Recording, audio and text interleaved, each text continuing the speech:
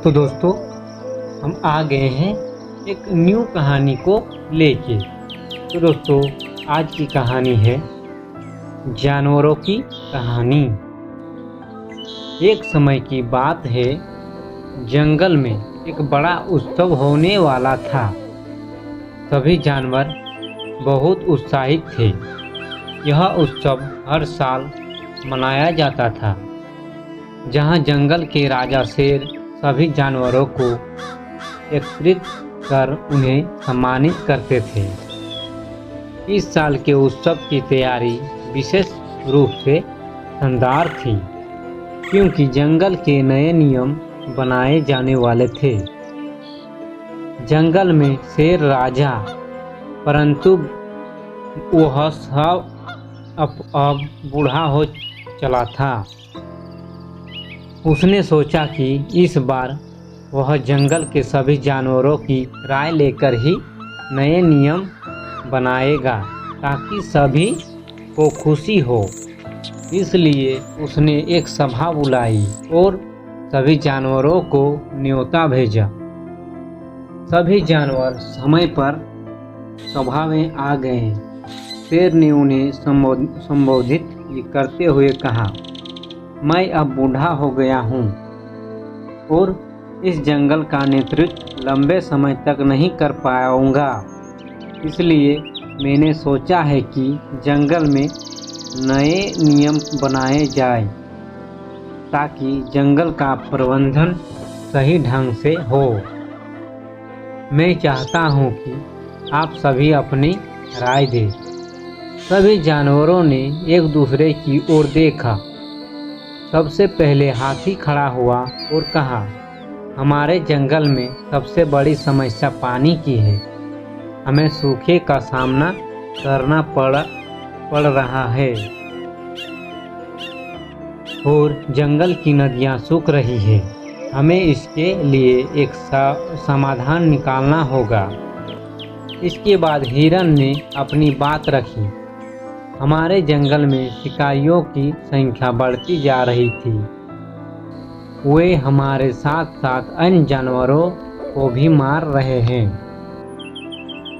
हमें इनके खिलाफ सख्त कदम उठाना चाहिए।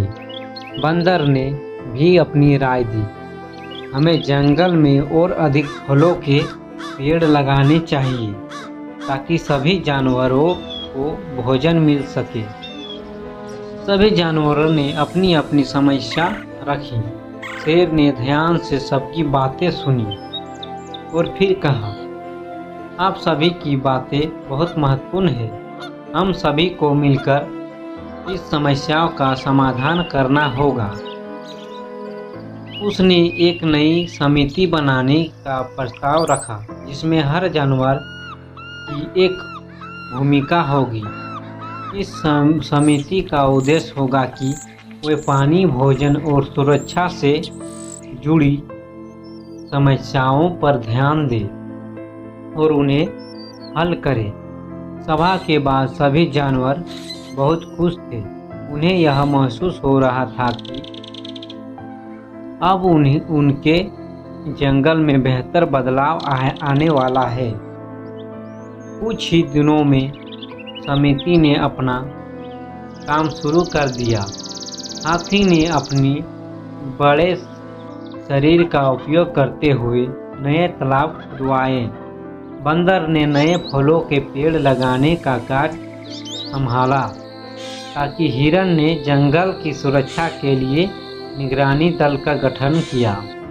धीरे धीरे जंगल में सुख शांति का माहौल बन गया।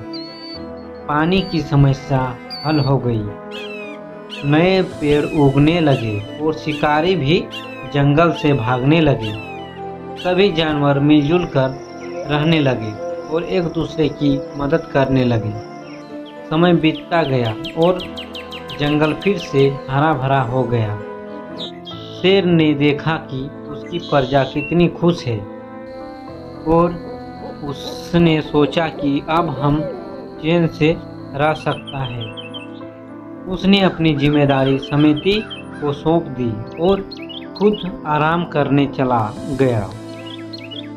यह कहानी हमें सिखाती है दोस्तों। जब हम मिलकर काम करते हैं और एक दूसरे की राय का सम्मान करते हैं तो किसी भी समस्या का समाधान संभव है। तो दोस्तों, कहानी अच्छी लगी है तो एक लाइक ज़रूर कर दीजिएगा। धन्यवाद दोस्तों।